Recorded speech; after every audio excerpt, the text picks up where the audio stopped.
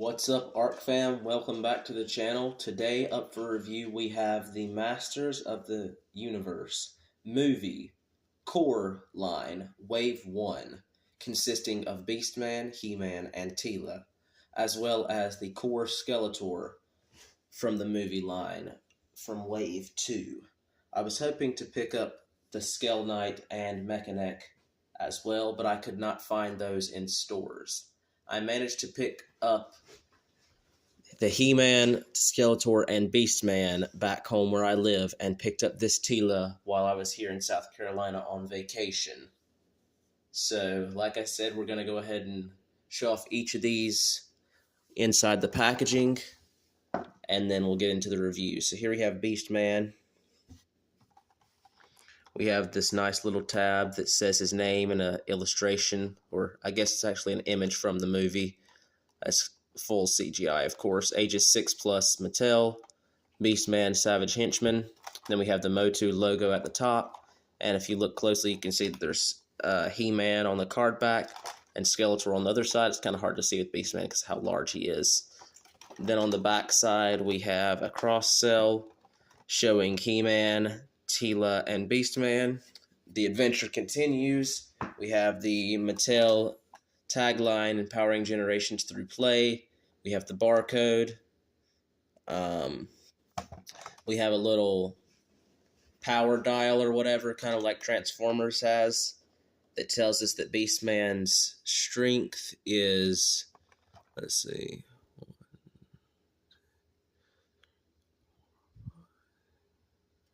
like 9 or so. Combat's like 8.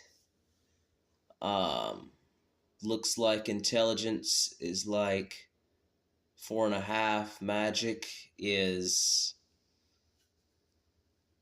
or actually, wait, maybe I don't think I'm understanding this right. I think actually no, that doesn't make sense. I don't know how you're supposed to tell how much of each of these there is, because there's not actually division marks in the colored section, so it's hard to actually tell. Anyhow, there's that. We have Snake Mountain in the background. And I'm going to go ahead and move Skeletor in. Here you can get a little bit of a better look at the illustrations or images of He-Man and Skeletor in the background. Skeletor looks really good in this line. And then we have another picture of Skeletor, the Mattel logo and stuff, and his name. On the back side, we have a cross-cell showing off the figures in Wave 2. Mechanic, I'm really excited about this one. I hope to be able to find this one. Skell Knight, which I hope to army build because he's really cool. The only thing that I've noticed from other reviews is that his skirt really makes his legs hindered, so when I get mine, I'm going to cut slits into it to where it can actually move. There's the barcode for Skeletor. The little power grate or whatever. Snake Mountain in the background, and once again, some sort of AI or photoshopped image of the figure, because the cape is plastic in here, actually, and it is sprawled out to the side, which on the actual figure, oh, it is plastic, never mind. It's plastic, but there's no way to actually pose it like that, so obviously that's digitally rendered. Bringing He-Man in. Here's a closer look at him inside the packaging. His little image and tagline. The heroes are off to the left-hand side of the packaging, and the villains are off to the right-hand side, to where you can kind of line the two up like that. Something similar to what they did with the Chronicles, to where the packages are opposite for heroes and villains. Here's the back side of the packaging showing off the cross-cell. Castle Grayskull in the background. And then for Teela, basically the same type of stuff for her. And then the cross-cell here as well. The figures are posed differently on the different cross-cells for all the different figures in Wave 1. So, as you can see here, they are in different poses for each of the different images. Looks like He-Man is actually in the same pose for this one and this one. And Teela is in the same pose for this one and this one. So, Beastman's the only one that actually changes in all 3 images, so that's pretty cool. I'm going to go ahead and open these guys up, and then we'll get into reviewing each of them and doing a few comparisons. I'll be doing my Origins review next, so I will compare the Origins He-Man with Chronicles and Core in the upcoming Origins video. Here I went ahead and removed all 4 figures from the packaging. It is worth mentioning that the figures do have ties to hold them down. Teela only has 2 ties, 1 on each ankle. Both of her weapons are just vacuum fit to the bubble tray. Beastman has a total of 3 ties, 1 for his whip and 1 for each ankle. Skeletor has a total of 4 ties, 2 for the Havoc Staff and 2 for the feet. And He-Man has a total of 3 ties, 1 for the Power Sword and 1 for each ankle. So right away outside the packaging, the figures look absolutely amazing. I'm going to go ahead and start off with Skeletor. So the detailing is absolutely amazing on the head sculpt. Fully sculpted. Let me see if this will focus. Fully painted. It's got a nice dark wash. The jaw is not articulated on this figure. Excuse me. Had to burp. The eyes are painted really well. I don't know if you guys can see that because the camera won't focus. It's like a dark black that's recessed in, and then there are red dots painted in there, and then a little tiny yellow dot inside each eye, which really gives a nice glowing look to the face. And then there's like a brownish black wash,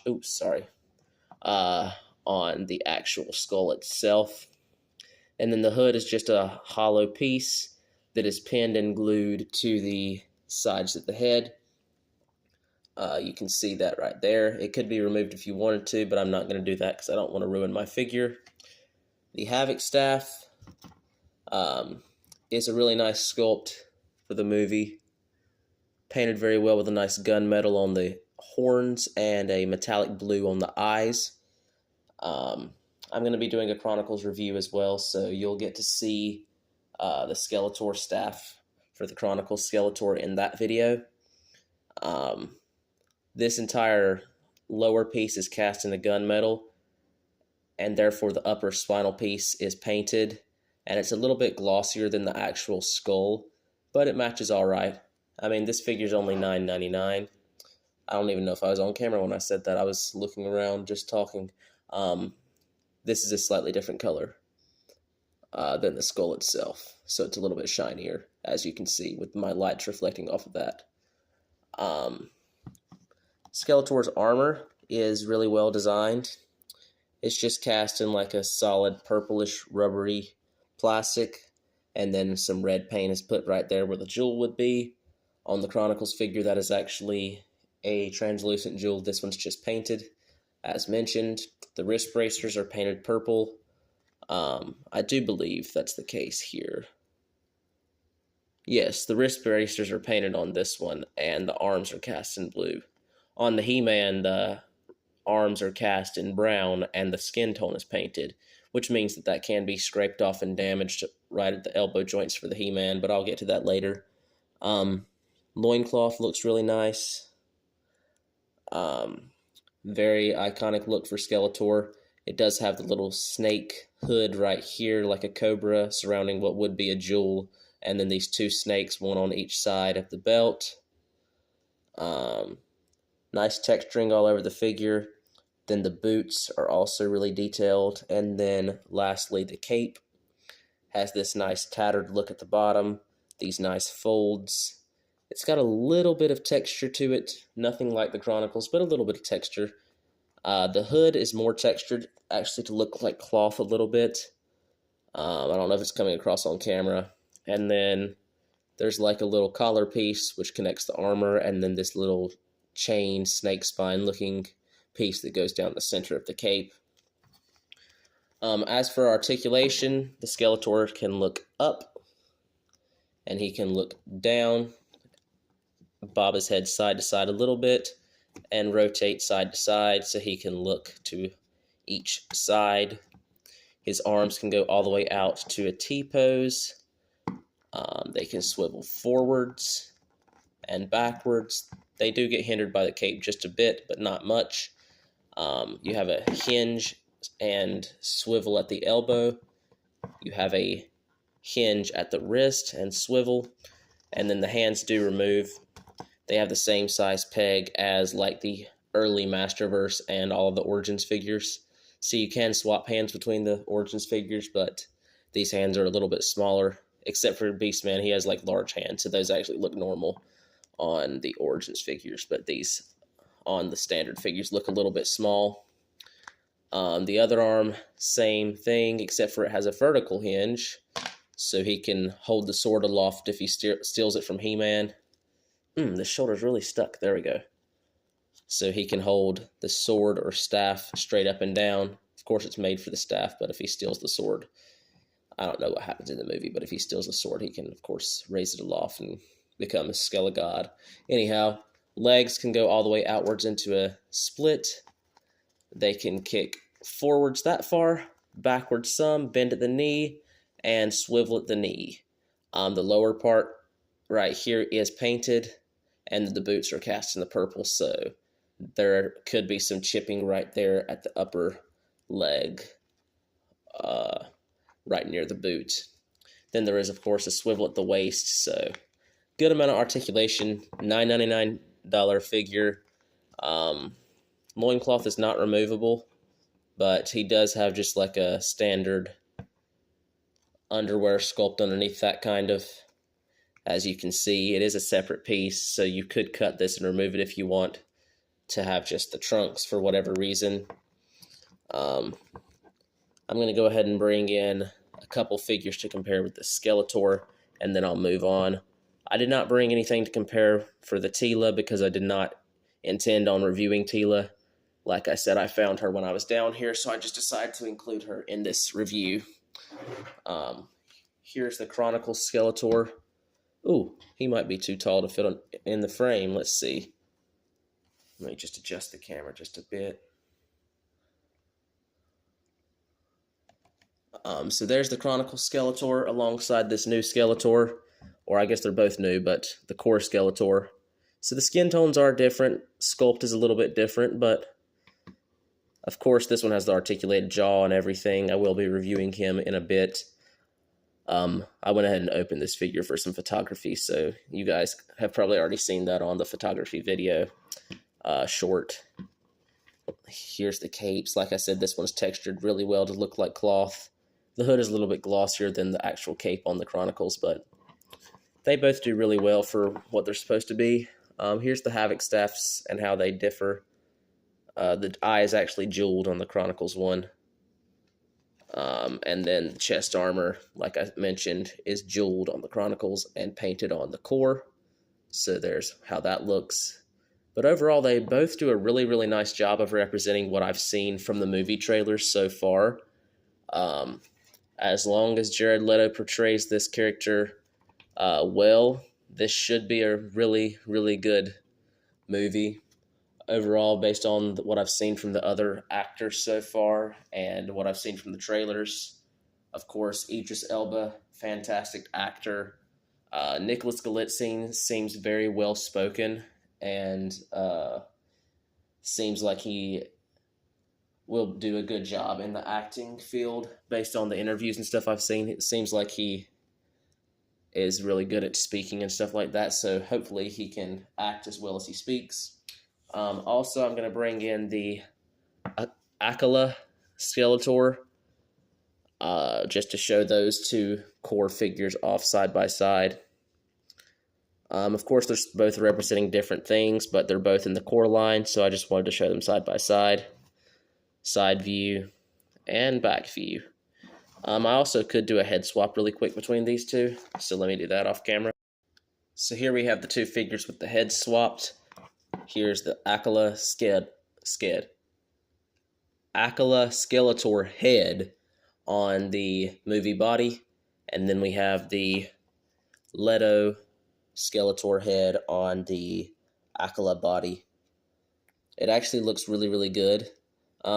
I would have done a cape swap, but the cape is not removable on the movie version, so I can't really do that, but there's how those would look. Moving on to one more comparison. Here we have the new Skeletor alongside the first release Origins 2000X Inspired. Skeletor, so this is not the cartoon collection version, it's just the standard what if the 2000X figures were done in the vintage style one. I just wanted to show those off because for some reason the new movie design for He-Man and Skeletor both remind me of the 2000X designs, so I just wanted to show those off really quick. Head swap is possible, but it's probably going to look weird, so I'll go ahead and do that real quick. Stand, body, stand. And I'm going to go ahead and remove this head. Of course, that looks absolutely ridiculous on the core body, just because of how large the 2000X head is. And then, let's see. And that kind of looks odd as well, just because of how small the new head is compared to the body scheme. But it does fit. It does articulate, looks really far down, looks up some, side to side. So if you want a shrunken head Skeletor, maybe paint the neck a little bit black so that it looks more like his head's floating. You could do that, but for the most part, this head's too small and the other head's too large. Moving on. Next up, we have Teela, the heroic warrior goddess. For the most part, this figure is basically the same as an Origins figure. The only thing that differs a little bit is the boots, but the proportions and everything is the same as an Origins figure from what I can see. At first, I thought it was an Origins figure, and they just used new shins to where the ankles would not be articulated, but nothing's removable. The waist is securely on. Shoulders don't remove. Hands, I'm sure, do.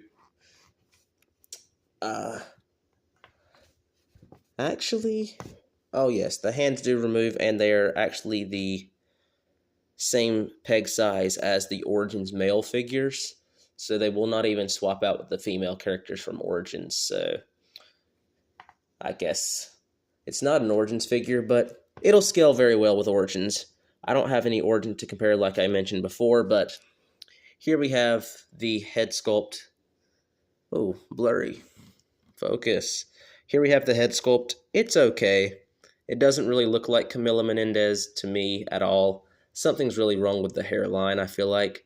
Maybe if they would have had it just a little bit more wavy on either side so that her forehead doesn't look so large or misshapen or something. There's something just a little bit off with the head, but I do believe there's a second release version where she has the more traditional bun, from what I've heard. Here we have the little pistol that she comes with. The hands are sculpted to where this side is specifically designed for the pistol because it has a trigger finger, and this side is designed for the sword. Of course, you can put the sword in either hand, but the gun is designed for one hand only. There is a little sheath or holster for the pistol, but it's sculpted and it does not have any room for this to actually go in, but of course that's where it would go, and I think that's where it goes in the Chronicles one.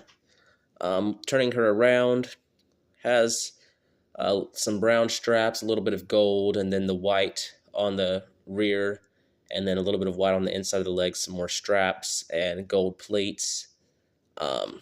Underneath the hair, we just have some legalese from Mattel. And then the hair is obviously really rubbery, has a nice sculpt on the back. I don't know if this is coming across on camera very well. Alright, and then the arms are the same size as Origins arms. Elbow is really nice, swivel, arms go out. T-pose, actually a little bit above T-pose. Swivel the elbow, hinge the elbow, swivel the wrist. Inward hinge at the wrist on this side, like so, and up and down hinge on this side, like so. It's a little bit tight, but there we go. It's loose now. The waist swivels side to side. The head doesn't look up any, looks down a lot, rocks a little bit. It's so hard to keep this focused with the lighting in here. And other side a little bit. So decent articulation on the head. Waist, like I said, swivels. Hips can go out to about that far. Then she can kick forward that far. Back a little bit. It's really hindered by the butt cheeks. Forward a little bit on this side. Bend at the knee. Swivel at the knee. And then that is it for the articulation. So it is hard to get her in any like dynamic poses because of the fact that you cannot articulate the ankle. Like if this ankle right here was just a little bit articulated to where you can slightly swivel it, she could get in some nice poses like this, but without the ankle, it's really hard. Well, I guess you can do that. There we go. I say stuff like that, and then the camera's just like, I'm filming, now the figure's going to work. But if I tried this off camera over and over again, she would not stand in any position. And now that it's on camera, it seems like it may actually stay. Right here, above the strap, right there is some paint slop where they missed the belt and got it onto the white part. I did not notice that in the packaging. The previous Tila that I was going to pick up had damage to the face. That's why I left her on the pegs at my local Target. But when I came down here, she was on the pegs and her face and chest looked fine. I did not notice the crotch has a little bit of damage, but I guess that's fine. Once again, $10 figure, not really that big of a deal. I mean, I know that kind of sounds a little bit crazy because back in the day, $10 would have bought you a lot more than just one figure, but anyhow. The sword is cast in this gold color. Has a good sculpt to it. Really shiny. There's no place to store the sword. It would have been nice to have like a little sheath on one side and a place on her back, but at least she has two hands and only two weapons, so she can hold either weapon. The little pistol kind of resembles like an ordinary pistol combined with a little bit of sci-fi elements. It's really hard to keep this in focus because of how small it is. But it works all right, like I said, and fits in the one hand. So overall, Tila turned out pretty decent for this core line. So I'm going to go ahead and move on to Beastman. Here we have the core Beastman. Overall, he turned out pretty good for the movie. It is very odd the way they chose to color the head and the armor and it not match the body. It makes sense for the armor to be a different color because I don't think it's actually part of Beastman's anatomy. I think it's just something that he wears from some other beast that he is slaughtered. However, they decided to paint the head or cast the head in this reddish color to match the pelt. Let's see if we can get that to focus. Focus, come on. I'm so sorry, I'm not doing very good in this video today. Here we go. So it's a very nice head sculpt, but they casted the fur in the same red color as the armor. So his head does not match his body at all, which is not how it is in the trailers that I've seen. So either they change things in the trailer to make him look more uniform, and then when the movie actually comes out, the colors will be right, because sometimes they change the colors in the trailer. I don't know, but I feel like this head should match the fur, because that's how it is in the trailers. Articulation on him is really good. Arms can go out to the side, bend at the elbow about that far. So pretty decent. Straighten it, swivel it. Swivel at the wrist, up and down hinge, just like that, so he can get his whip in some nice above his head poses. Whoosh, whoosh. His whip is a nice material as well. I'll get to that in just a minute. Other arm goes outwards and bends, and then you have an inward hinge on the wrist. Like I said, these are sized to fit Origins. So if you want to use these hands for customs and make Beastman's hands a little bit more vicious in your standard Origins, you can do that. Legs go out into a split, and they go forwards about that far, backwards just a little bit, bend at the knee, spin at the knee, and then that is it. Same for the other side. Swivel at the waist, and then the head can look up a little bit, down a little bit, side to side, or all around. It is kind of easy to pop that off the peg because the way it's positioned. Like I said, the whip is a nice material, so it's just this stretchy, textured coil of rubber or plastic, rubberized plastic, and then the handle, it has some nice detail like a wrap and a little button right there. So I don't know if the whip extends and it's just like a handle that he carries around. Maybe he has the handle in this little satchel that he has on his belt, and then he just removes that, press the button, and it extends. I'm not sure, but it has a nice little button. Of course, just cast in black. And it fits either hand. I normally put it in his right hand, but it fits the left hand as well.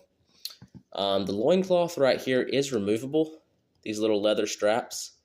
So you can just pop the tab right beside this satchel and then pull that right off, and he has some furry trunks underneath. My camera is not focusing. Come on, focus. Let's see. 1 second. Let's see. All right, I've got to change the lighting real quick. There we go. Much better. So here we have the loincloth. It is kind of sculpted to where the upper part matches up with the bottom of the abs. I don't know if you can see that on camera, but yeah, I think you can. And then it's just kind of furry down near the crotch area and all around the sides. So it's kind of uniform, kind of makes it look like it's actually part of his body and not just black trunks, but whatever. Like I said, the head is removable. So there's how that looks a little bit closer up. Really, really nice sculpt. Fantastic color scheme. It is the same overall design as the Origins one from Mattel Creations, as far as I know. I have not picked up that Beastman, but based on reviews that I've seen, it does seem to be basically the same. But this one has a little bit of a better paint job, except for the fact that it has this red line that goes across the white part. The Origins one does not. The armor, let's see if it'll focus. The armor is pretty nice. It's just sculpted in red, and then the gold and blue is painted. There is a chain sculpted but not painted. That is one thing that I'm going to do with the core, is because they have so much detail that is not painted. I plan to just take some acrylic paints and add a little bit more colors to them. But all the sculpts are very, very detailed, so it shouldn't be hard to add in what you want or whatever. So for $10, it's a really, really nice figure. You can also remove the armor just by popping these tabs, and then that slides right off the body. And then the body is more of like a smooth chest and then furry back. So that's cool, I guess. As you can see, the bone parts are just tabbed and shoved through the red parts. So there's that Beastman armor. It looks really, really cool. I'm going to go ahead and show you what the head looks like on the body without the armor. And without the armor, you really can see just how weird that looks, to just have the head so red. It almost looks like I just took the head from a different figure and threw it on this body. That's how different the colors are. I don't understand why Mattel made that choice, but it remains to be seen if the movie has the same color scheme or not. I went ahead and threw the armor back on the core Beastman because it's comparison time. Here we have the 1980s release of Beastman. So here's the very first Beastman ever to be released. Well, the very first version, I guess. I can't confirm or deny if this is the very first Beastman figure. That'd be kind of cool if it was, but... So there's how those compare. As you can see, there are some elements that transferred over, like the spikes that were sculpted in the original armor are just here and they're more accentuated. The shoulder pads that are spiked have been transferred over. The spiked wrist gauntlets have been interpreted. The bluish loincloth has been incorporated as well. We have some leg armor, which is actually inspired by the 2000X Beastman design. And then the little medallion with the chains holding it that are not painted. Blue medallion. Here we have the gold medallion with the blue gem and then the unpainted chains. So overall, This Beastman is a really good representation of what Beastman could be in live action. I think it's probably a wise decision to tone him down a little bit so he's not just so bright orange. That'd be a little bit odd. It's kind of like how Marvel tones down Thing each time they release him in movie format.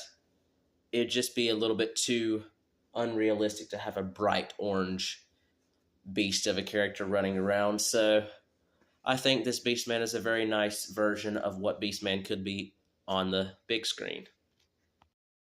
Next up, we have the Origins Beastman from Wave 1 with the Turtles of Grayskull head, because it has actually a better paint job for the face. It's got some more detailing than the standard version, alongside the Core Beastman. So they scale basically the same size. Articulation is very similar, except for the fact that this has a boot cut and ankle articulation. I'd rather this figure have no boot cut and just have ankle articulation. And if they would have just put ankle articulation on this Beastman with no boot cut, I would have been extremely happy. Not saying that I'm unhappy with this Beastman, because I am happy with this Beastman. So there's how they scale.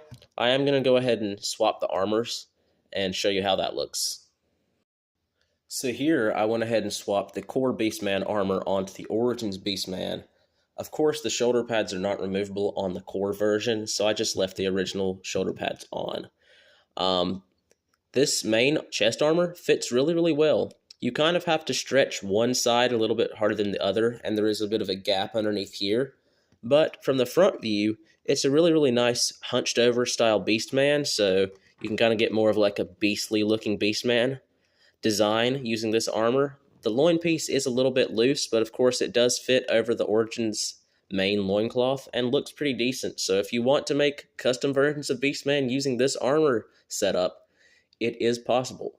I think it'd be really nice to use this armor on the Lords of Power Beastman, and then maybe use this head and make some sort of more red furred Beastman. I think that'd be really cool.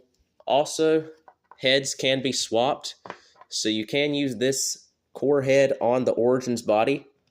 It is a little bit hard to do with this armor on, but it is possible. It's just not really secure right now, just because the way this armor is on this particular figure. It's kind of hard to position this head on the main body that this head goes on. It's designed to where the neck peg juts forward a little bit, so I guess I'll swap the head, but you cannot actually use this armor when you do that. So give me just 1 second, and I will go ahead and show you what that looks like. So the head does fit this body, though, and that's how it looks. So if anybody was curious about that Beastman head on this body, it does work. Once again, the colors do not match, but it matched a little bit better with the orange and red rather than red and brown like the actual figure as it comes. Real quick, I went ahead and put the Beastman Origins armor and head onto this Core body just to show you what that would look like. And then removing the Origins Beastman head and putting the Core head back on. Here's how that would look. So it's not as cool using the Origins armor on the Core figure as it is using the Core armor on the Origins figure, but it is still a possibility if you decide to display your Beastman in this way. Lastly, we have the Core He-Man figure, based off of the Nicholas Galitzine portrayal from the new movie coming out this June, on June 5th. Head sculpt is really, really nice. Actor likeness is spot on. It's a little bit less detailed than the Chronicles figure that I will bring in for comparison momentarily, but it does a really, really nice job of capturing the look of the actor in the upcoming movie. At the time of this recording, the movie has not come out yet, obviously. There is a variant of the Chronicles figure that seems to reuse this Core head sculpt and the paint application from this Core figure. Pixel Dan mentioned that on his channel recently. So I can link that in the description if you want to check that short out. A link will be in the description. This He-Man, of course, has the same articulation scheme. Head can look up about that far, down about that far, side to side about that much, and all around is relatively nothing. But elbows, and not elbows, shoulders can go outwards, forwards, and backwards. Elbow can hinge and spin. I do have a little bit of damage to this elbow. It is a little bit loose and the paint is chipping. Like I mentioned before, this is a painted upper arm near the gauntlet, whereas the rest of it is sculpted in flesh tone plastic. Down here, the boots do appear to be painted, so instead of this part being painted and the boot being cast, I think it's the opposite here. Yes, if you look inside the foot pegs, you can see that it's a flesh tone inside there. So the boots are painted over top of flesh tone plastic. So chipping on the boots may occur and reveal flesh tone, and chipping on the flesh near the elbows may occur, showing a brown color. Regular hinge on this side and vertical hinge on the other side. Splits pretty decent. Hinge and swivel at the knee. There is a little bit of flex to the lower leg, but no actual articulation points there. Swivel at the waist. The loincloth is removable on this He-Man, which reveals a more traditional loincloth piece. The belt is unpainted, but you could hit that with a little bit of silver if you want to match this armor, and that's how that would look. There is a little bit of paint detail on this actual piece right here.